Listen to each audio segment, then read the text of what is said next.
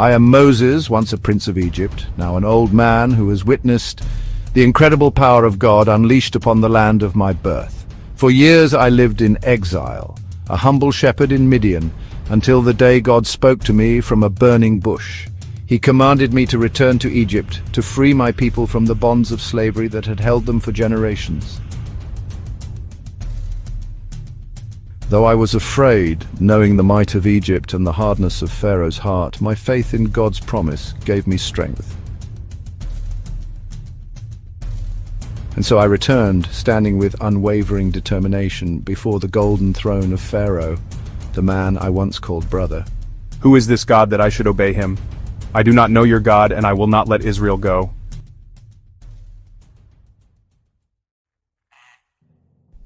And so began the plagues, each a testament to God's miraculous power and the resilience of the Israelites.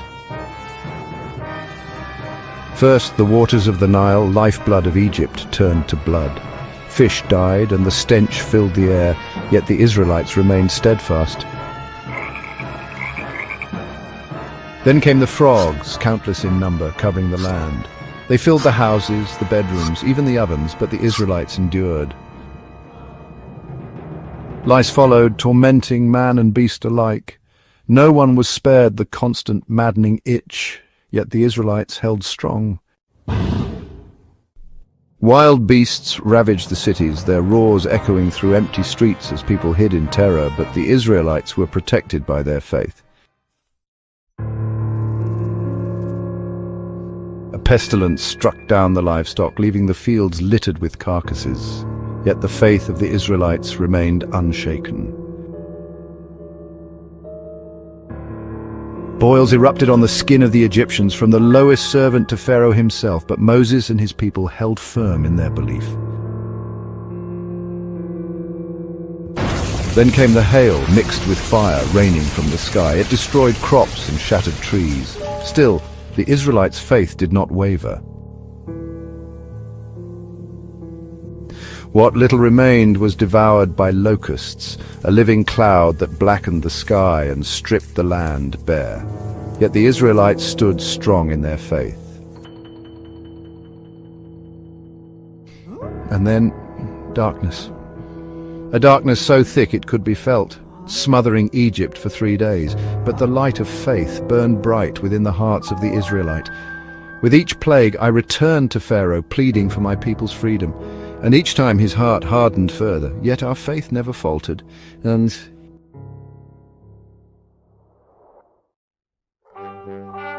but it was the final plague that demonstrated divine justice, the death of the firstborn.